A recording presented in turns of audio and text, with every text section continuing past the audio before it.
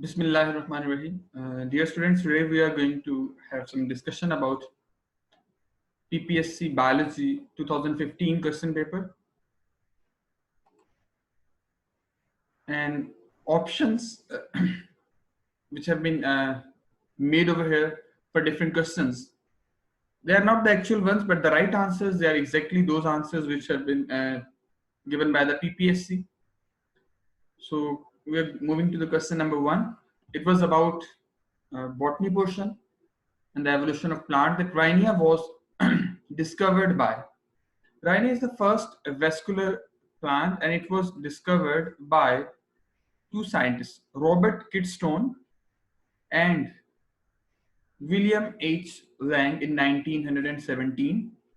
And second question is about nuclei. They seem to appear in nucleoli दोबारा से appear होते हैं prophase में गायब होने के बाद, डिसअपेयर होने के बाद टीलोफेज में. So right option will be telophase. As you can see in this diagram, it's a binucleate cell which have been observed at telophase stage. उसमें nuclear membrane reform हो रही होगी, दोबारा से बन रही होगी. Question number 3 was about how many types of transfer RNA are found in eukaryotic cell.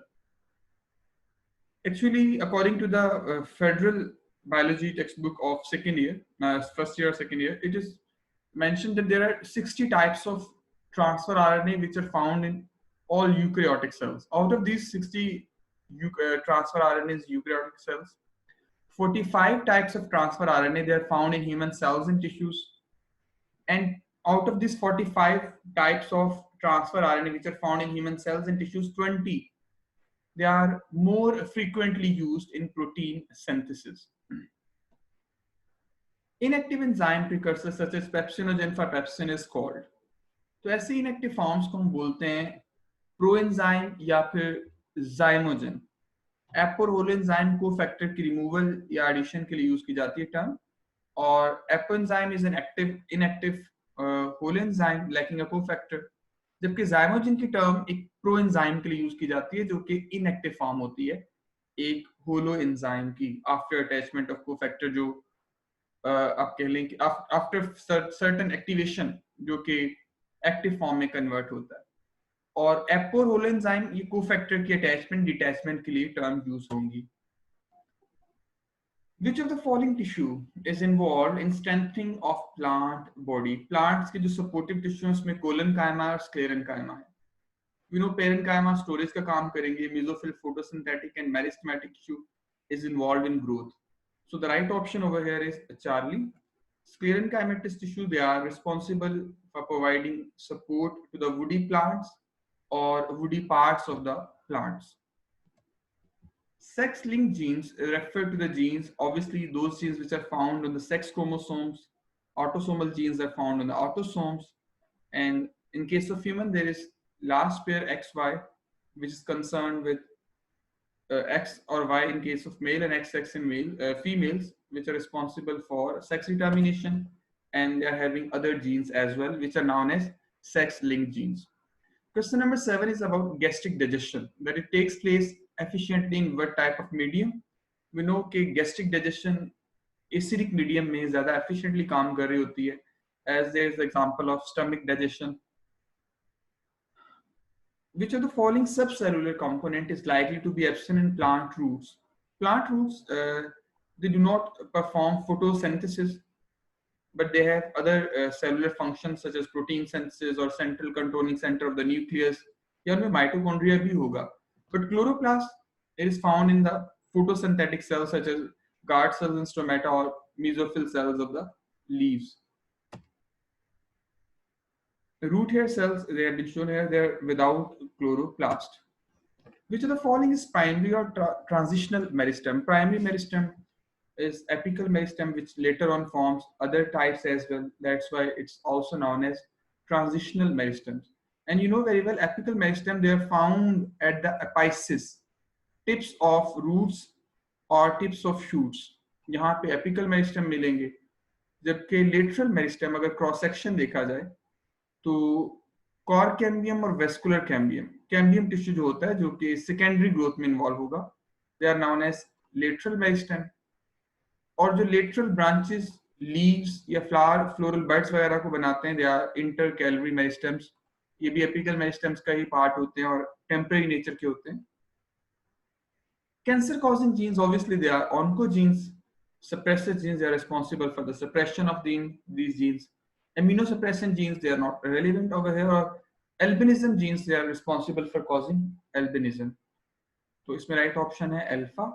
Number 11, first step in photosynthesis is, तो अगर हम लाइट रिएक्शंस देखें फोटोसिंथेसिस के जो पहले हैं, तो उसमें पहला स्टेप यही होता है कि इलेक्ट्रॉन को एक्साइट किया जाता है from फोटोसिस्टम्स by photon of light, and one photon of light is responsible for the excitation of one electron.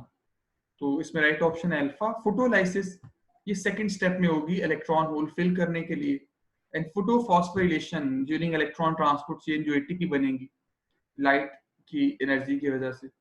Electron transport chain it's another event which is discussed at after photolysis. Z scheme और light reactions का एक pathway है जहां पे first step में excitation electron की, second step photolysis है, then third step जो है वो इलेक्ट्रॉन ट्रांसपोर्ट चेन, और फिर उसके बाद फोटोफॉस्फोरिलेशन स्टेप नंबर 4 में। Question number 12 is about copper is associated with which of the following enzyme. तो कॉपर जो है वो माइटोकॉन्ड्रिया के अंदर दो एंजाइम्स के साथ एसोसिएटेड है, cytochrome oxidase and superoxide dismutase. इसके अलावा जो है वो बहुत से दूसरे एंजाइम में आयरन या दूसरे कंपोनेंट्स भी एज अ एक्टिवेटर और एज एन एक्टिवेटर और कोफैक्टर काम कर रहे होंगे। Photosynthesis is most active and red light. Red light जो है स्पेक्ट्रम, उसमें मैक्सिमम फोटोसिंथेसिस नजर आ रही होती है, और इसी वजह से जो रेड स्पेक्ट्रम है, रेड लाइट यहाँ पे एक स्पाइरो जा रहा है green LG filamentous green LG के ऊपर लाइट स्पेक्ट्रम के थ्रू डिटेक्ट किया गया कि कहाँ पे ज्यादा ऑक्सीजन प्रोड्यूस हो रही है, और ये जो ऑक्सीजन सीकिंग या oxygen loving bacteria they were found more abundantly in the red range. That means red range is responsible for the release of more oxygen as compared to blue or green yellow range. So that's why right option is alpha. Question number 14, proteins that are used only outside the cells, they are synthesized on. तो दो जगह पे proteins बन रही होती हैं, either from the free ribosomes or attached ribosomes on the RER.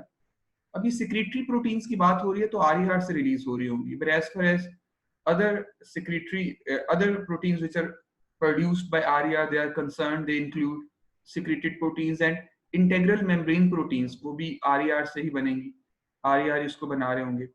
इसके अलावा इंटेग्रल मेम्ब्रेन प्रोटीन्स के अलावा soluble जो प्रोटीन्स हैं that reside within compartments of the endomembranous system including endoplasmic reticulum, Golgi complex, lysosomes, endosomes, vesicles and plant vacuoles, वो भी attached ribosomes ही बनाएंगे। जबकि फ्री राइबोसोम्स वो प्रोटीन्स बना रहे होते हैं जो within the cell यूज होती हैं, within the cytosol, such as enzymes for glycolysis, proteins of the cytoskeleton, peripheral proteins of the cytosolic surface of the membrane, and those proteins that are transported to the nucleus inside the cell, such as helicase enzyme or other enzymes which are required for replication process. Proteins that are going to be incorporated into peroxisomes, chloroplasts, and mitochondria, they are also sometimes synthesized by free ribosomes in the cytosol. Question number 15, the universal hydrogen acceptor is, it's NAD, which is a coenzyme, a famous coenzyme of the mitochondria, and it's found in the mitochondria of plants as well as in animals. That's why it is known as universal hydrogen acceptor. NADP दूसरा एक hydrogen acceptor है जो कि सिर्फ plants में मिलता है। So यहाँ पे राइट ऑप्शन होगी beta, nicotinamide adenine dinucleotide. Enzyme which is not proteinaceous in nature is, ribozyme is a category of catalytic substances which are not proteins, and instead of calling enzymes, they are more suitable, more appropriately known as ribozymes, और ये सिर्फ RNA से बने हुए molecules होते हैं जो catalytic activity perform करेंगे। Number 17 is about algae and other plants which are submerged in water. They float during day and sink at night because, तो अगर डे टाइम में वो फ्लोट करें तो प्रोबेबली डे टाइम में उनको कोई बायंट फोर्स मिलती है, buoyancy की फोर्स कौन प्रोवाइड करेगा? जाहिर है फोटोसिंथेसिस, जिसकी वजह से ऑक्सीजन प्रोड्यूस होगी और उनमें डे टाइम में अक्यूमुलेट हो जाएगी. So right option is alpha. They becomes more buoyant due to accumulation of oxygen as a result of photosynthesis. They get more CO2 during night is a false and irrelevant statement. Consume more gases during night. No. They gain water during night and become heavier. ऐसा भी नहीं है, बल्कि buoyancy ही इसमें एक main cause है. That's alpha. Number 18. Bacterial resistance to antibiotics is a genetic trait that is carried in the bacterial cell. तो antibiotic resistance की जीन्स हम जानते हैं कि प्लाज्मिड्स के ऊपर बैक्टीरिया में पाई जाती हैं rather than their main DNA. Such as one type of plasmid PBR322 has been shown in this diagram, और इस पे दो एंटीबायोटिक्स के लिए रेजिस्टेंस की जीन्स होती हैं, tetracycline as well as ampicillin. So right option over here is alpha. Number 19. Where is the bile produced? So bile production की साइट है ह्यूमन के अंदर लिवर, गॉल ब्लैडर, या जो गॉल ब्लैडर तो उसकी टेम्परेरी स्टोरेज साइट है, bile ducts, cystic ducts collection या ट्रांसपोर्ट के लिए डक्ट्स जो यूज हो रही होती है यहाँ पे वो है. तो बाइल प्रोडक्शन की साइट्स लिवर है जो मैकेनिकल डाइजेशन में हेल्प करेगी in the small intestine. In photosynthesis, hydrogen is transformed from the light reactions to dark reactions by the photosynthesis के अंदर जो हाइड्रोजन कैरियर यूज होता है, we know very well it's NADP, phosphorylated form है ये NAD की, और during light reactions ATP के साथ साथ NADPH या NADPH2 formulate होगा, that is converted into that is utilized during the dark reactions or Calvin cycle, and it is converted again into NADP and ADP. जो इसकी oxidised form है after the loss of hydrogen, वो फिर से light reactions में enter हो जाएंगी. Question number 21. By product of bacterial photosynthesis. Bacteria जो फोटोसिंथेसिस परफॉर्म करते हैं वो सल्फर रिलीजिंग है, जबकि साइनोबैक्टीरिया और प्लांट्स या एल्गी ऑक्सीजनिक फोटोसिंथेसिस परफॉर्म करते हैं. ये सल्फर रिलीजिंग फोटोसिंथेसिस की क्वेश्चन राइट साइड पे शोन है कि instead of using water they utilize make use of hydrogen sulfide, और फिर ये शुगर और वाटर तो इसमें रिलीज हो रहा होगा, लेकिन इसके साथ साथ ये ऑक्सीजन को बाय प्रोडक्ट की बजाय रिलीज करने की बजाय यहाँ पे सल्फर रिलीज हो रही होगी. A person with high fever feels faster breathing due to, तो जाहिर है फीवर है तो फीवर में टेम्परेचर राइज कर जाता है, that's due to increased temperature. There are other factors as well which may cause high breathing rate, लेकिन फीवर के केस में ये इंक्रीज्ड बॉडी टेम्परेचर ही होगा.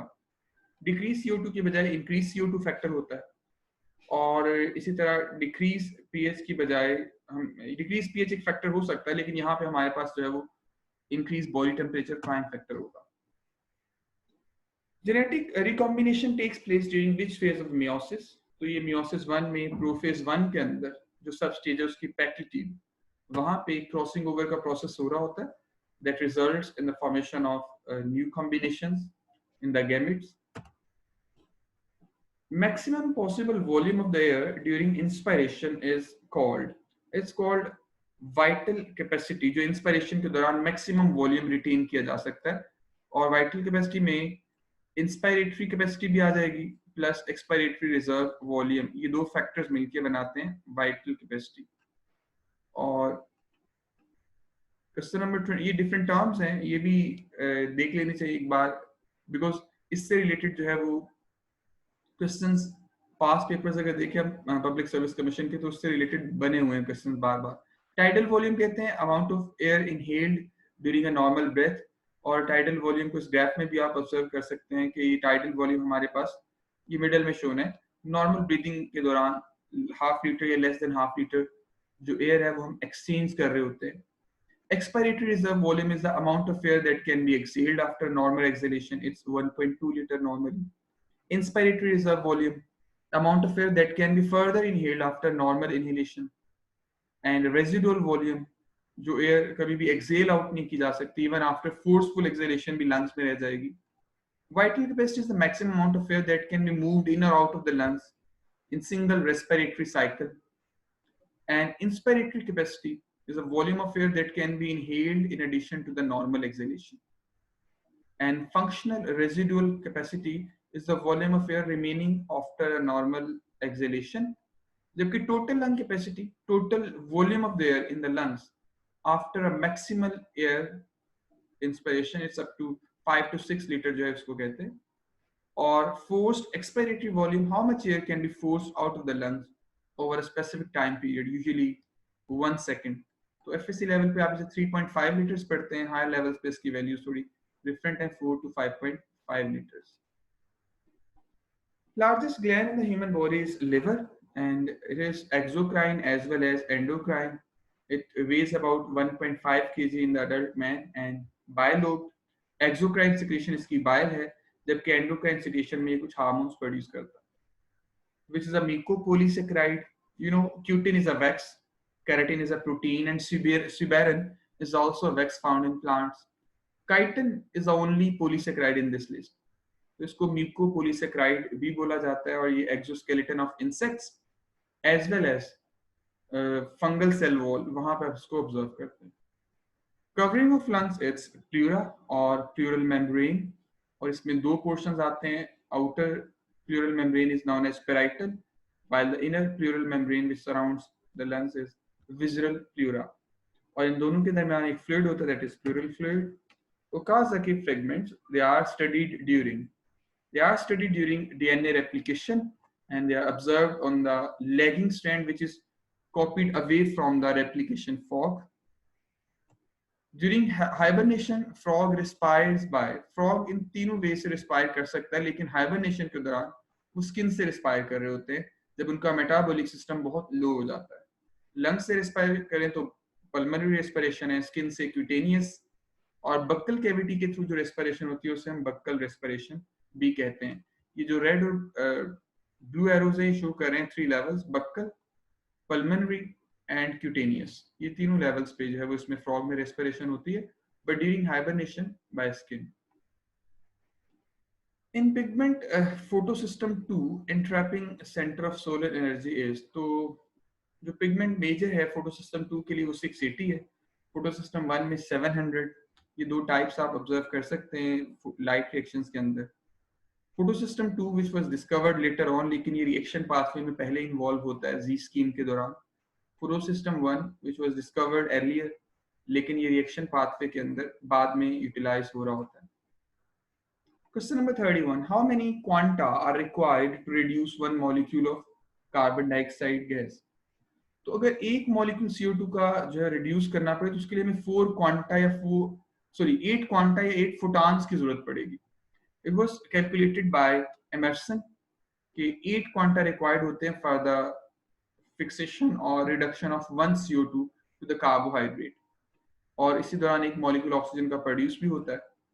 एक्चुअली अगर आप फोटोसिंथेसिस की इक्वेशन देखें तो उसमें हमारे पास 6 CO2 यूज हो रहे होंगे, इसका मतलब 48 क्वांटा, और एक केल्विन साइकिल जो कि इसका हाफ है उसमें 3 CO2 and 6 NADPH are found. अभी अभी हमने जी स्कीम में देखा था कि जब एक NADPH की फॉर्मुलेशन होती है, 1 NADPH की फॉर्मेशन होगी जी स्कीम के एंड पे, तो इस दौरान 2 लाइट फोटॉन्स फोटोसिस्टम 1 में एक्साइटेशन के लिए और 2 लाइट फोटॉन्स फोटोसिस्टम 2 में यूज हो रहे होते हैं. इसका मतलब है एक NADH के लिए अगर 4 क्वांटा यूज हो रहे हैं तो 2 NADH प्रोड्यूस होंगे तो 8 क्वांटा यूज होंगे. 2 NADH they are parallel to 1 CO2, that's why इसको आप यहां से भी थोड़ा ऑब्जर्व कर सकते हैं. Question number 32. Intervening sequences of genes. Genes में दो तरह की सीक्वेंसेस हम देखते हैं यूकैरियोट्स में, exons and introns. Exons, they are expressing sequences, those sequences which are expressed. E से exon और E से expression आप याद रख सकते हैं, जबकि introns intervening या interrupting sequences होती हैं. They are not expressed, they are removed in eukaryotes during a process known as splicing. Post transcriptional process है ये. Introns आप देख रहे हैं जो colored portion other than blue, ये remove हो जाएंगे, सिर्फ exon आगे move कर रहे होंगे. और जो इंट्रॉन्स रिमूव हुए हैं, these were नॉन कोडिंग और interrupting sequences. Blood group ABO, blood group system without antigen. जो विदाउट एंटीजन होता है AB एंटीजन वो है हमारे पास ब्लड ग्रुप O, जबकि A में एंटीजन A, B के केस में B और AB में दोनों एंटीजन होते हैं, और एंटीबॉडीज बिल्कुल कॉम्प्लीमेंट्री, लाइक ए में बी है और बी के अंदर ए बी ब्लड ग्रुप में कोई भी एंटीबॉडीज नहीं है, और ओ में जो है दोनों तरह के एंटीबॉडीज परसिस्ट करेंगी. The point to be remembered over here is that antigens, they persist on the surface of red blood cells. Antigens, they are found on the surface of blood cells, while antibodies, they are found in blood plasma. Enzyme catalyzing peptide bond formation. Obviously peptide bond formation ribosomes करवा रहे होते हैं protein synthesis के दौरान, तो इसके लिए जो एंजाइम्स प्रेजेंट होता है पेप्टिडाइल ट्रांसफेरेज, वो हमारे पास है लार्ज राइबोसोमल सब यूनिट के पास, और catalyzing the peptide bond formation is located in, its right option is Charlie, wrongly यहाँ पे अल्फा highlighted है, इसमें right option होगा larger राइबोसोमल सब यूनिट जो पेप्टाइड बॉन्ड फॉर्मेशन के लिए इन्वॉल्व होगा. लेकिन जाहिर है लार्जर राइबोसोमल सब यूनिट साइटोप्लाज्म का हिस्सा है. साइटोप्लाज्म एक लेस एक्यूरेट ऑप्शन है. अगर ये अवेलेबल लार्जर राइबोसोमल सब यूनिट ऑप्शन में ना हो तो आप साइटोप्लाज्म की तरफ जा सकते हैं, but here the right option is Charlie, not alpha. Specific function of liver is, liver का स्पेसिफिक फंक्शन क्या है? नाइट्रोजन बेस की रिमूवल, जो बीटा में लिखा है, रिलेटेड नहीं है. Production of blood, no. Formation of lymph, ऐसा भी नहीं है. जो ब्लड की प्रोडक्शन है हमें पता है बोन मैरो में, और कुछ ब्लड प्रोटीन्स, प्लाज्मा प्रोटीन जरूर लिवर बनाता है. नाइट्रोजन वेस्ट की फॉर्मेशन लिवर में होती है, लेकिन रिमूवल में किडनी इन्वॉल्व होगा. लेकिन glycogenesis and gluconeogenesis is the function of liver. Liver perform a variety of functions.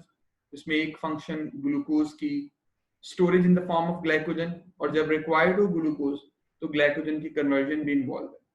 लेकिन ग्लूकोनियोजेनेसिस हम बोलते हैं कि ग्लूकोज की production from non carbohydrate substances, वो भी जो है लिवर परफॉर्म कर सकता है. In blue green algae photosynthesis takes place in, blue green algae एक प्रोकैरियोट है, साइनोबैक्टीरिया.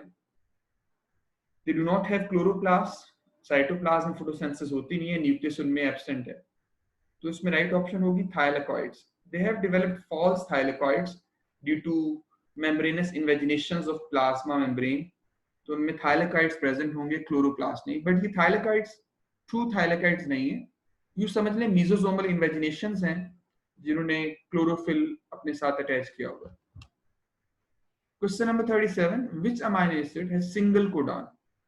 तो हमारे पास जेनेटिक कोड जो 20 अमाइनो एसिड्स का आप पढ़ते हैं, उसमें सिर्फ 2 अमाइनो एसिड्स ऐसे हैं जिनका सिंगल कोडॉन होता है. One of them is tryptophan and the other is methionine और मेथियोनिन. तो मेथियोनिन ऑप्शंस में है नहीं, हम चूज करेंगे अल्फा ट्रिप्टोफैन. और ये जेनेटिक कोड है, इसमें भी आप देख सकते हैं कि ट्रिप्टोफैन का एक सिंगल कोड है UGG, और मेथियोनिन का भी सिंगल कोड है AUG. Another important question which is asked generally over here, that's about start and stop codon. वो आपको याद रहने चाहिए, start codon and these 3 stop codons. इसके अलावा आपने याद रखना है इसमें जेनेटिक कोड में जो इंपॉर्टेंट है, sulphur containing amino acid methionine and cysteine. तो वो भी टारगेटेड क्वेश्चंस हैं पास्ट पेपर्स में. Which enzyme catalyzes the unwinding of DNA double helix? So unwinding actually एक वर्ड यूज हुआ था, लेकिन unzipping के अगर वर्ड यूज किया जाए तो ज्यादा सुटेबल होगा यहाँ पे, because helicase was marked as the right answer. तो हेलिकेज अनजिपिंग कर रहा होता है हाइड्रोजन बॉन्ड ब्रेक करते हुए, और यहाँ पे अनवाइंडिंग का वर्ड भी इसके लिए बाजू का यूज हो जाता है. Question number 39, if chlorophyll is burned what will be left? तो कार्बन हाइड्रोजन और जो कार्बन हाइड्रोजन के एटम है ये तो गैसेस फॉर्म में रिलीज हो जाएंगे, आयरन उसमें प्रेजेंट नहीं है. So we are left with one right option, that is magnesium. तो इसमें मैग्नीशियम जो है एक इनऑर्गेनिक कंपोनेंट के तौर पे सेंट्रल मौजूद होता है, जो लेफ्ट ओवर सब्सटेंस होगा आफ्टर कंबस्शन. ए और बी क्लोरोफिल में सिर्फ मिथाइल और एल्डिहाइड ग्रुप का डिफरेंस है, और ये दूसरे फोटोसिंथेटिक पिगमेंट्स का स्ट्रक्चर्स भी यहाँ पे शोन है. Question number 40 is enzymes involved in the interconversion of relaxed and supercoiled form of DNA molecule. It's topoisomerase, जो coiled form को ladder form में लेके आता है enzyme, that is gyrase और topoisomerase. That's why right option over here is Charlie. और यहाँ पे आप observe कर सकें before action of helicase, topoisomerase इसका coiling effect खत्म करके पहले इसको ladder form में लेके आ रहा है, और हेलिकेज फिर हाइड्रोजन बॉन्डिंग खत्म करके अनजिपिंग कॉज कर रहा है. Question number 41, Actual percentage of water used during photosynthesis is very less, just 1%. 99% water जो है वो लॉस हो जाता है उसका during photo transpiration process. Only 1% is used for metabolic activities such as photosynthesis and other reactions of plants. Pancreas consists of what type of cells? Pancreas, it consists of exocrine portion as well as endocrine portion. इसमें right option होगी delta, लेकिन याद रखिएगा इसमें exocrine part जो pancreatic juice produce करता है that is greater, और थोड़ा जो अमाउंट है उसमें स्मॉलर पार्ट वो एंडोक्राइन है जिसे हम कहते हैं islets of Langerhans. Photosynthesis is required for the existence of all aerobic organisms. तो इसमें एनारोबिक बैक्टीरिया नहीं आएगा, बाकी प्लांट्स भी हैं और एनिमल्स भी हैं. राइट ऑप्शन है इसमें delta. Number 44, tropical plants like sugarcane they show high efficiency of CO2 fixation. इनमें C3 पाथवे की बजाय एक C4 साइकिल चलता है, that's also known as H/Slag cycle, और ये 3 कार्बन की बजाय 4 carbon at the same time fix हो रही होती है इसमें. H/Slag पाथवे फोटो रेस्पिरेशन तो फोटोसिंथेसिस को 25% रिड्यूस कर देता है, वो एफिशिएंसी को कम करता है एरोबिस्को की, तो इसलिए राइट ऑप्शन होगी हमारे पास चार्ली. ये अक्सर ट्रॉपिकल प्लांट्स में C4 पाथवे जो है वो ऑब्जर्व किया जाता है. Which one is tightly bonded to the cell membrane? Phosphofructokinase cytoplasm में पाया जाने वाला जो है वो एंजाइम है फोटोग्लाइकोलिसिस का. सक्सिनिक डिहाइड्रोजिनेज क्रेब्स साइकिल का एंजाइम है, लेकिन ये अटैच होता है इनर मेम्ब्रेन के साथ. पायरुवेट डीकार्बोक्सिलेज ये भी माइटोकॉन्ड्रिया के अंदर पाया जाएगा एंजाइम. जबकि इसमें अल्फा जो हमारे पास ऑप्शन है एडिनिलाइल साइक्लेज या एडिनिलेट साइक्लेज, ये अटैच्ड होता है सेल मेम्ब्रेन के साथ, जो कि एक सिग्नल ट्रांसडक्शन के लिए हेल्प करता है usually, such as in the case of certain hormones hormone receptor complex बनेगा, फिर एटीपी को साइक्लिक एएमपी में कन्वर्ट किया जाता है और साइक्लिक एएमपी प्रोटीन काइनेज को एक्टिव फॉर्म में लेके आएगी जो फर्दर फॉस्फोराइलेशन करवाएगा और सेल का रिस्पांस शो होगा. Question number 46, how can we determine the age of oak tree? तो ग्रोथ रिंग्स होते हैं, ग्रोथ रिंग्स है उसमें सेकेंडरी जाइलम और वेस्कुलर कैम्बियम की एक्टिविटी जो होती है वो दोनों कंसर्न होते हैं. दैट्स व्हाई ये ओक ट्री का जो है स्टेम यहाँ पे क्रॉस सेक्शन में शोन है, और इधर इनके ग्रोथ रिंग्स इसमें vascular cambium secondary phloem sorry secondary xylem उसको जो है वो देखा जाता है. सो राइट ऑप्शन है इसमें delta. Oxygen in glucose during photosynthesis comes from, तो हमारे पास फ्री ऑक्सीजन वाटर से आ रही होती है सारी की सारी, और जो कार्बन डाइऑक्साइड गैस की ऑक्सीजन है वो ग्लूकोज में और वाटर में कन्वर्ट होगी. As you can see in this equation, water की जो ऑक्सीजन है इसको रेड कलर में हाईलाइट किया हुआ है, ये सारी की सारी फ्री फॉर्म में रिलीज होगी ड्यूरिंग फोटोलाइसिस प्रोसेस. जबकि CO2 जो है केल्विन साइकिल के दौरान जब फिक्स हो रहा होता है तो इसकी ऑक्सीजन शुगर्स की फॉर्म में केल्विन साइकिल के दौरान डिपॉजिट होती है. So that's why right option है हमारे पास अल्फा. तो फ्री ऑक्सीजन अगर बात की जाए, फ्री ऑक्सीजन जो एयर में रिलीज होती है वो कहाँ से आती है, तो उसके लिए हम ऑप्शन चूज करेंगे बीटा, water. Question number 48, plant organs are formed by which type of meristem? तो प्लांट के ऑर्गन्स बनते हैं मेनली एपिकल मेरिस्टेम से ही, जो कन्वर्ट होता है रूट्स में या शूट्स में. जैसे शूट एपिकल मेरिस्टेम शूट्स को बनाएगा और रूट एपिकल मेरिस्टेम ये मेनली रूट्स को बना रहे होंगे. So that's why right option है इसमें बेटा alpha sorry beta. Question number 49, who received Nobel Prize for working of CO2 fixation for the first time?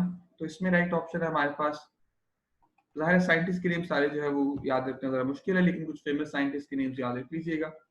ये ह्यूबर एंड माइकल एक और थर्ड साइंटिस्ट भी था इनके साथ, रॉबर्ट ह्यूबर और ये जॉन डिजन हॉफर. इन्होंने कंबाइंड जो है नोबेल प्राइज लिया था 1988 में ये CO2 फिक्सेशन से related for the first time. Which teeth are of different size? So hetero refers to the word different. Heterodont teeth animals के अंदर ये different types के होते हैं, इसमें size भी vary कर सकता है, उनके surface texture भी, जैसे कि human teeth हैं. Homodont they are found in the lower organisms, lower animals, और ये same type के होंगे. Radula जो है वो आपको पता है snail के अंदर मिलती है, उसकी tongue का जो structure है. In plants gametes are produced by, तो plants के gametes produce होते हैं mitosis से, जबकि animals के gametes produce होते हैं meiosis से. प्लांट्स में गैमीट्स इसलिए माइटोसिस से प्रोड्यूस होते हैं because gametophyte generation is already haploid, उसमें फर्दर मियोसिस नहीं होती बल्कि माइटोसिस से ही गैमीट्स प्रोड्यूस होंगे जो कि फ्यूजन के बाद दोबारा से स्पोरोफाइट डिप्लॉइड जनरेशन बनाएंगे. So right option over here is beta. What is a bolus?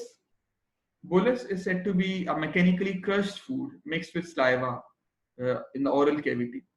बाकी जो अनडाइजेस्टेड फूड है उसे तो हम वेस्ट बोलेंगे. Food mash in the stomach, वो फूड बोलस डाइजेस्ट होना शुरू हो जाएगा. स्टमक में नहीं बल्कि एसोफेगस के अंदर या ऑरल कैविटी के अंदर इसे हम फूड बोलस कहना शुरू कर देंगे. Food mash mechanically digested in the intestine, तो उसे हम आफ्टर डाइजेशन इन इंटेस्टाइन उसे हम काइल का नाम देते हैं. स्टमक के बाद डाइजेशन में हम उसे हम काइम का नाम दे देंगे. तो food bolus as you can see over here, ये एसोफेगस में एंटर होते हुए जो स्लाइमी सा सेमी सॉलिड फूड मैस है, इसे ही हम नाम दे रहे हैं.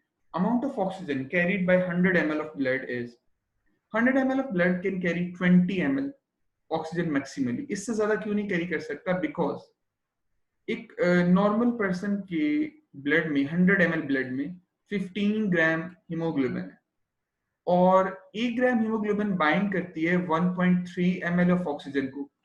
इस तरह से 100 ml में जो 15 ग्राम हीमोग्लोबिन है, it can bind almost 20.1 millilitre of oxygen. So that's why 100% saturation में भी 20 ml ऑक्सीजन से ज्यादा ऑक्सीजन जो है वो बाइंड नहीं कर सकती. Hardest part of the teeth, अगर टीथ का स्ट्रक्चर देखें तो इसमें हार्डेस्ट पार्ट होता है आउटर मोस्ट कवरिंग एनामल, जिसे क्राउन का पार्ट बोला जाता है. बाकी डेंटाइन भी एक हार्ड पोर्शन है, लेकिन एनिमल जो एनिमल उससे भी हार्डर पार्ट है.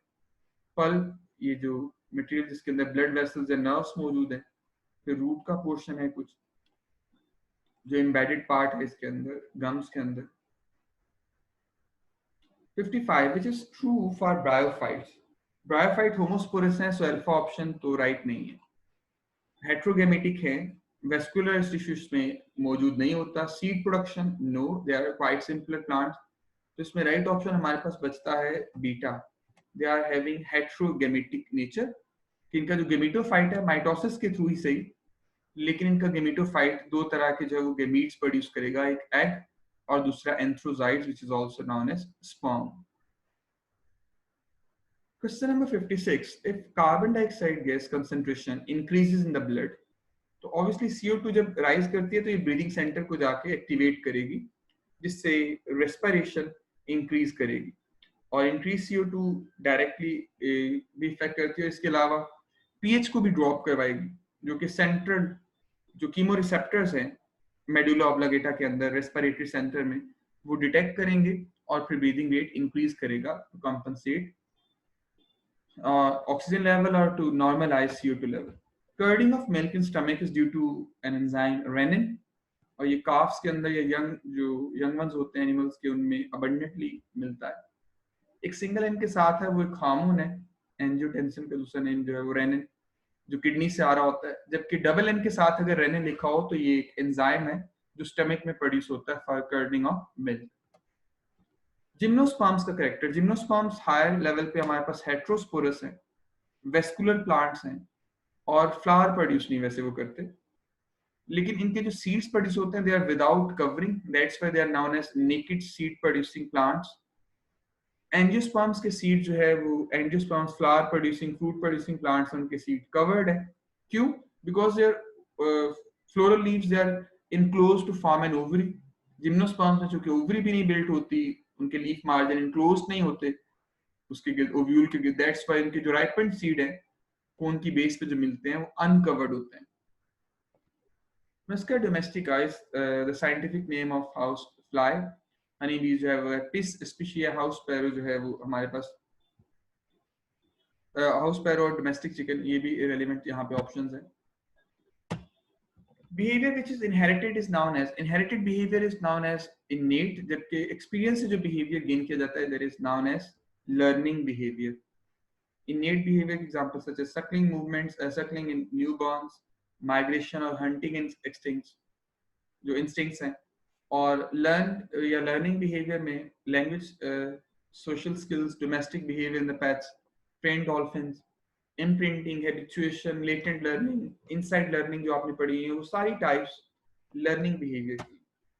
The end part of chromosome is known as telomere और centrosome आप लोग जानते हैं कि centriole containing part है, centromere central या primary constriction को बोलते हैं.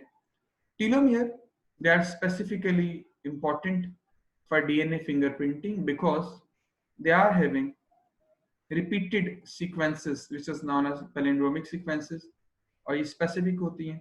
इसके अलावा टीलोमियर्स में शेल्टर प्रोटीन्स भी मौजूद होती हैं. Single stranded DNA binding protein complexes भी हैं जिनका एजिंग में रोल हो सकता है. Which texts are not included by Von Linus? Von Linus ने जो है वो डोमेन सिस्टम की बात नहीं की थी. डोमेन सिस्टम बाद में इंट्रोड्यूस हुआ था जिसके अकॉर्डिंग यूकैरिया, आर्किया और बैक्टीरिया की डोमेन्स बनाई गई थी. Change in gene frequency by chance is known as genetic drift और इसकी दो फॉर्म्स हैं, बॉटलनेक इफेक्ट और फाउंडर इफेक्ट है. बॉटलनेक इफेक्ट क्या है? किसी पॉपुलेशन के अंदर जब बहुत ज्यादा इंडिविजुअल्स किसी पॉपुलेशन में हों विद डिफरेंट जेनेटिक मेकअप और after a specific disease hunting अगर उनका नंबर कम रह जाए तो जो इंडिविजुअल्स सिलेक्ट हो गए अगर दोबारा से उनको फिर से पहले जैसे नंबर की फॉर्म में ले आ जाए प्रोटेक्शन करके तो जिन इंडिविजुअल्स का लॉस हो गया वो जीन्स दोबारा पॉपुलेशन में नहीं आएंगी. लेकिन ये फाउंडर इफेक्ट क्या है कि रैंडमली किसी पॉपुलेशन से जब सिलेक्शन होकर न्यू पॉपुलेशन एडजस्ट होती है तो उसमें भी जो जीन्स लॉस हो जाता है जैसे येलो कलर की जीन्स यहाँ पे आप कह ले उनका लॉस हुआ है तो वो दोबारा से उनकी फ्रीक्वेंसी उतनी बिल्ट नहीं होती. दैट्स कॉल्ड जीन लॉस और genetic drift by chance. Number of ATPs produced by each NADH hypothetically 3 but actually 2.5 होता है इसका नंबर. ड्यूरिंग ऑक्सीडेटिव फॉस्फोरिलेशन या रेस्पिरेटरी चेन के दौरान जब NADH कंप्लीटली ऑक्सीडाइज होता है तो उससे 3 ATP मॉलिक्यूल सिंथेसाइज होते हैं हाइपोथेटिकली. एक्चुअल यील्ड जो है वो 2.5 ATP है from 1 NADH. True bacteria they belong to. True bacteria they are known as eubacteria and it includes normal bacteria, modern bacteria and cyanobacteria. Archaeobacteria, they are ancient bacteria and found in the extreme environments, extremophiles. Eukaryotes evolved how many years ago? 1.5 जो है estimation लगाया जाता है eukaryotes के लिए और तकरीबन 3.5 जो है वो प्रोकैरियोट्स के लिए. Who coined the term protoplast for the first time? It was he was Henstein who used the term protoplast for the first time in 1880 and it includes entire cell excluding the cell wall. Some authors like Julius Watson they prefer the name instead of the cell. इन्होंने इसी को जो prefer किया. Group with unknown evolutionary relation is called paraphyletic group. Actually evolutionary relationship find out करने के लिए monophyletic, paraphyletic और polyphyletic की terms use की जाती हैं. Monophyletic हम बोलते हैं अगर किसी ग्रुप ऐसे ग्रुप की हम बात कर रहे हो जिसका ancestor common हो like D, E, G, H, they are having ultimately common ancestor B. और इससे हम कह सकते हैं ये चारों जो है वो मोनोफाइलेटिक ग्रुप हैं as far as B is concerned. लेकिन अगर E और G को सिर्फ हम देखते हैं तो E का जो ancestor किसी पॉइंट पे डिफरेंट है, G का भी जो है वो डिफरेंट है. ऐसे ग्रुप को हम बोलेंगे पोलीफैलेटिक. और पैराफिलेटिक जिसमें इनकम्प्लीट इंफॉर्मेशन हो, अननोन एवोल्यूशनरी रिलेशनशिप हो, उससे हम बोलते हैं पैराफिलेटिक. जैसे इस सारे जो चारों ग्रुप्स हैं इनके साथ जे और के का जो रिलेशनशिप है क्लियर नहीं है, यहाँ पे अननोन है, यहाँ पे कुछ मिसिंग लिंक्स है, जिसे हम बोलते हैं paraphyletic grouping. Similarity between birds wings and insects wings is analogy और कन्वर्जेंट एवोल्यूशन. जबकि अगर फंक्शनल डिफरेंसेस होते हैं और स्ट्रक्चर सेम होता तो उसे हम कहते हैं होमोलॉजी. एनालॉजी में क्या होता है कि फंक्शन सेम है like birds wings, bats wings और insects wings but they are structurally different and due to same evolutionary pressure, same habitat की वजह से वो फंक्शन सेम परफॉर्म करने लग जाता है. नॉर्मली किसी भी एबनॉर्मलिटी को कहते हैं यूनिकनेस, यूनिक फीचर किसी ऑर्गेनिज्म का. और algae rich in proteins. Spirulina के बारे में कहा जाता है सुपर ब्लू ग्रीन एल्जी जो है वो बनाते हैं और ये rich in protein source algae source है जो कि रिच इन प्रोटीन होता है. कैल्स ब्राउन एल्जी है, कॉन्ड्रस जो है ये रेड एल्जी और मैक्रोसिस्टिस भी आई थिंक सो ये रेड एल्जी से रिलेटेड है. Which of the following systematics have traditional approach? Traditional approach हमारे पास नजर आती है एवोल्यूशनरी बायोलॉजी में. अगर आप मिलर हार्ले से देखें तो evolutionary systematics is the oldest of the three approaches. Numerical है दूसरी और एक फैलिटिक है, लेकिन इसमें एवोल्यूशनरी अप्रोच को हम बोलते हैं it's having traditional approach, although it has certainly changed since the beginning of animal systematics, लेकिन इसको हम ट्रेडिशनल अप्रोच का नाम भी देते हैं. सो राइट ऑप्शन है इसमें alpha. Number 72, plant hormones causing abscission. Abscission से रिलेटेड इस हार्मोन का नाम है एब्सिसिक एसिड. लीफ सेनेसेंस भी कॉज करेगा और सीड डोरमेंसी को प्रमोट भी करेगा, जबकि इनहिबिशन ऑफ सेल डिवीजन भी इसी का काम है. बाकी ग्रोथ प्रमोटिंग हार्मोन है. So right option Charlie. Asymmetric animals. Animal symmetry को अगर देखा जाए तो नाइडेरियन में रेडियल सिमेट्री है, स्पंजेस में एसिमेट्री, फ्लैटवर्म्स बायलेटरल और कॉर्डेट्स भी बायलेटरल. तो ये सिमेट्रिकल जिसकी बॉडी को हम कोई प्रॉपर प्लेन्स किसी भी प्लेन में इक्वल पार्ट्स में डिवाइड नहीं कर सकते. रेडियल में आगे दो फॉर्म्स हैं, बायरेडियल पेंटारेडियल. नाइडेरियन में बायरेडियल सिमेट्री है और कॉर्डेट से दूसरे बहुत से ऑर्गेनिजम्स के अंदर, flatworms, other organisms, annelids, insects वगैरह, उनके अंदर बायलेटरल सिमेट्री ज्यादा कॉमन है.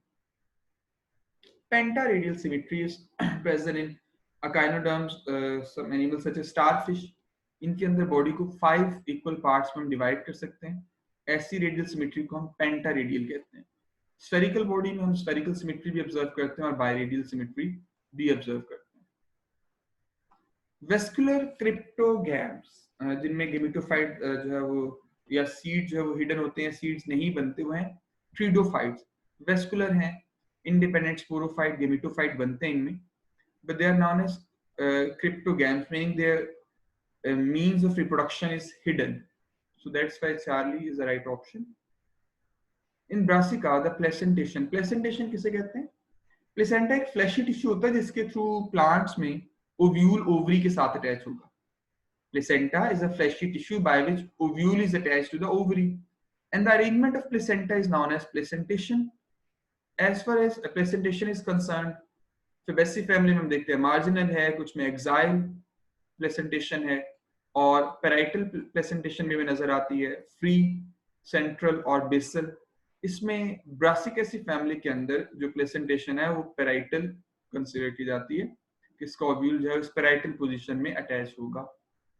Hydrostatic skeleton is found in earthworm out of the list. Honeybee में exo होगा, insect है. लिजर्ड में और पैरेट में एंडोस्केलेटन, हायर कॉर्डेट्स में आएंगे. Which of the following essential element can plant normally obtain directly from the air? Directly जो air से लिया जा सकता है, that is carbon, via carbon dioxide gas. In mustard flowers are perigynous, epigynous, hypogynous, और epi और hypo. तो mustard plant के अंदर हाइपोगाइनस फ्लावर है, यानी सुपीरियर ओवरी है. अगर ओवरी की पोजीशन अपर हो और बाकी फ्लोरल पार्ट्स ओवरी से लोअर साइड पे अटैच हो, such ovary is known as superior and flower is known as hypogynous, below gyne part. Hypo mean below, gyne ovary या फीमेल पार्ट जो है, मेन कार्पल का जो मेन पोर्शन है, gyne female को refer करेगा. और पेरीगाइनस ओवरी को जो सराउंड कर रहे हैं बाकी फ्लोरल पार्ट सेम लेवल पे ऑलमोस्ट, इसमें भी ओवरी को हम जो है वो इंफीरियर या हाफ इंफीरियर का नाम देते हैं. एपिगाइनस में ओवरी जो है वो इंफीरियर होती है क्योंकि बाकी फ्लोरल पार्ट्स हाइपेंथियम से अपर एंड से जाके इवॉल्व हो रहे होते हैं. सो इसमें राइट ऑप्शन है Charlie. In alpha helix hydrogen bond is present between amino and, चाहे अल्फा हेलिक्स हो या बीटा प्लेटेड शीट्स हो, सेकेंडरी स्ट्रक्चर में हाइड्रोजन बॉन्ड प्रेजेंट होता है अमाइनो एंड कार्बोक्सिलिक एंड के दरमियान. सो राइट ऑप्शन क्या होगा हमारे पास यहाँ पे? Amino and carboxylic. ये देखिए कार्बोक्सिलिक की जो ऑक्सीजन है और अमाइनो ग्रुप में जो एक हाइड्रोजन रह जाती है, उनके दरमियान ही हाइड्रोजन बॉन्डिंग डेवलप होगी. So that's why right option is alpha. Question number 81. Mesenteries, they are found in which cnidarian? तो एंथोजोआ में हमारे पास जो सी एनिमोन वगैरह आते हैं उनके अंदर ऐसे मेम्ब्रेनस स्ट्रक्चर्स मिलते हैं जिन्हें हम नाम देते हैं मेसेंट्रीज, जो चैम्बर्स बना देती हैं और उनमें हाइड्रोस्टैटिक प्रेशर इजीली बिल्ट हो जाएगा सी एनिमोन वगैरह के अंदर. Question number 82. Sexual reproduction in plants was discovered by. For the first time, sexual reproduction it was observed by Camerarius in 1694, and another scientist called Reuter in 1761 is generally believed to have made the first systematic study of the plant hybrids. Which of the following determine rate of transpiration in plants? तो transpiration के लिए हम potometer use करते हैं जो transpiration का rate जो है वो मेजर करता है simple instrument easily available in science labs Ascaris इसका ग्रुप है सीडोसिलोमेट्स निमाटोड जो हैं सारे के सारे क्रूसिलोमेट्स वो होते हैं जिनमें सिलोम के आउटर या इनर साइड पे मेसोडर्मल टिश्यू होता है a cavity which is completely surrounded by mesoderm लेकिन अगर सीडोसिलोम की बात करें फॉल्स सिलोम की जो व्हाइट कलर है ये कैविटी को शो कर रहा है येलो एंडो और ये जो पिंक सा कलर है ये शो कर रहा है मेसोडर्म तो मेसोडर्म और एंडोडर्म यहाँ पे दरमियान में कैविटी जो फॉल्स इसलिए कहलाई जा रही है क्योंकि उसके सिर्फ आउटर साइड पे मेसोडर्मल टिश्यू है जबकि ट्रू सिलोम में अगर आप देखें इसके आउटर या इनर साइड पे मेसोडर्म मौजूद होती है Nematodes they belong to pseudocoelomate category जबकि जो प्लेटिहेलमिन्थस हैं वो एसिलोमेट्स में आएंगे ये ट्रिप्लोब्लास्टिक ऑर्गेनिजम्स के लिए फर्दर कैटेगराइजेशन यूज होती है डिप्लोब्लास्टिक तो इस कैटेगरी में आएंगे ही नहीं सिलोमेट्स सारे प्रोटोस्टोम्स या ड्यूट्रोस्टोम्स जो हायर कैटेगरीज हैं जिसमें एनालिडा से ऑनवर्ड कॉर्डेट्स तक जो ग्रुप्स आ जाएंगे वो सिलोमेट्स में आएंगे algae forming molluscan shell mollusca shell के साथ attach usually cladophora algae normally मिल जाती हैं और ये इन्फेक्ट करती हैं मोलस्कन शेल को या उसके ऊपर अटैच होती हैं open water at sea floor इसे हम बेंथिक जोन का नाम देते हैं जो कि मेजर पोर्शन है सी शोर के साथ जो किनारे पे जो आपके लिए एरिया है लिटोरल जोन है बाकी इसके ओपन वाटर जोन्स के फर्दर टाइप्स भी जो है वो डिस्कस की जाती हैं फर्दर डिवीजन्स में protein part of enzyme is known as apo जब एक्टिवेटर या कोफैक्टर अटैच हो जाए साथ तो उसे हम बोलते हैं होलो एंजाइम प्रो एंजाइम जो है वो इनएक्टिव फॉर्म जैसे पेप्सिनोजिन की हमने पहले भी बात की cap cells they are commonly found in Oedogonium other algae में हैव सर्टेन कैप सेल्स लेकिन इसमें ओइडोगोनियम में ज्यादा कॉमनली कैप सेल्स ऑब्जर्व किए जाते हैं pesticide comprise of there are a lot of types of pesticides pest कोई भी ऐसा harmful organism होता है जो economic level पे human के साथ compete करे so it includes insecticide herbicide nematicides rodenticides और ascaricides और miticides spiders या mites के लिए जो है molluscicides और bactericides algicides herbicides birds के लिए ये सारी pesticides category में आएंगे Lichens are composite organisms consisting of lichens में दो categories होती हैं algae and fungi so right option is beta ये आप देख सकते हैं algal layer middle में होगी जबकि fungal layer protective होती है upper और lower side पे fungal hyphae attached होंगे The term mutation was for the first time introduced by D. Veris ये जो है Hugo D. Veris Dutch botanist था one of the first genetists is now chiefly for suggesting the concept of genes, rediscovering the laws of heredity in 1890s while unaware of Mendel's work, and for the first time he introduced the terms mutation as well. Photosynthesis and respiration they require iron-containing enzymes, cytochromes जो thylakoid के अंदर भी मिलते हैं और mitochondrial membrane में मिलेंगे, electron carriers.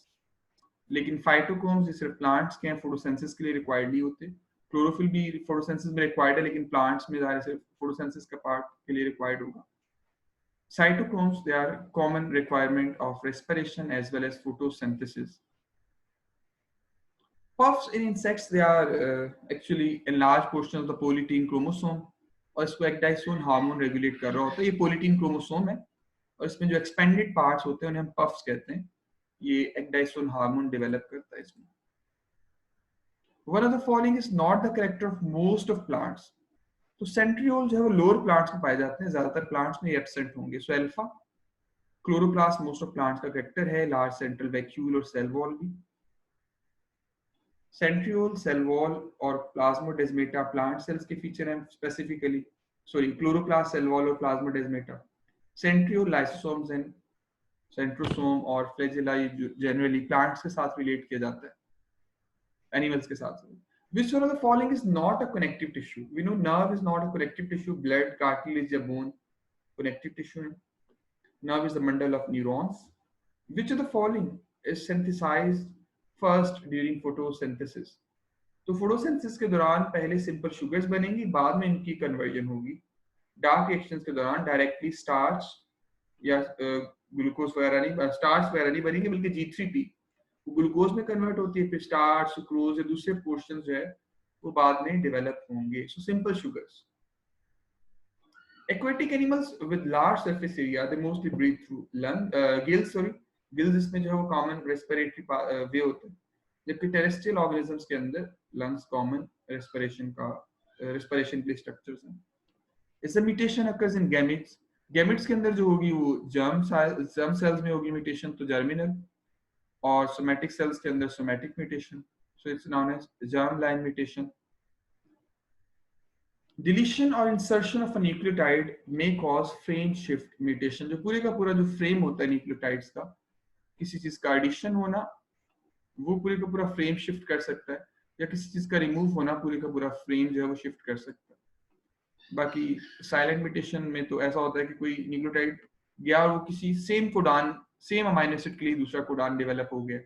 Substitution में एडिशन की जगह रिमूवल भी हो जाती है, such as in case of sickle cell anaemia, तो पूरा फ्रेम शिफ्ट होने की बजाय बस एक अमाइनो एसिड शफल होता है। Which of the following syndrome is depicted shown by having additional Y chromosome? ये भी एक बोनस क्वेश्चन है, 99 क्वेश्चन ही नजर आए थे उसमें, और ये लास्ट क्वेश्चन मैंने ऐड किया है, इंपॉर्टेंट है। एडिशनल वाई क्रोमोसोम्स का होना जैकब सिंड्रोम को शो करता है, और ये वाई क्रोमोसोम के एडिशनल आ जाना यूजुअली मियोसिस 2 में फर्ज करेंगे, अगर एक्स वाई क्रोमोसोम थे, मियोसिस 1 अगर नॉर्मल होगी, तो वाई क्रोमोसोम जो 1 से 2 बनने थे एक्चुअली मियोसिस 2 के दौरान, उनका नॉन डिस्टिंक्शन हुआ और दोनों एक तरफ चले गए। ऐसा गमीट एडिशनल वाई के साथ होगा और वो कॉज करेगा Jacob syndrome. So that's all about this paper. Thank you so much. I hope so कि आपके लिए fruitful होगा। अल्लाह हाफिज।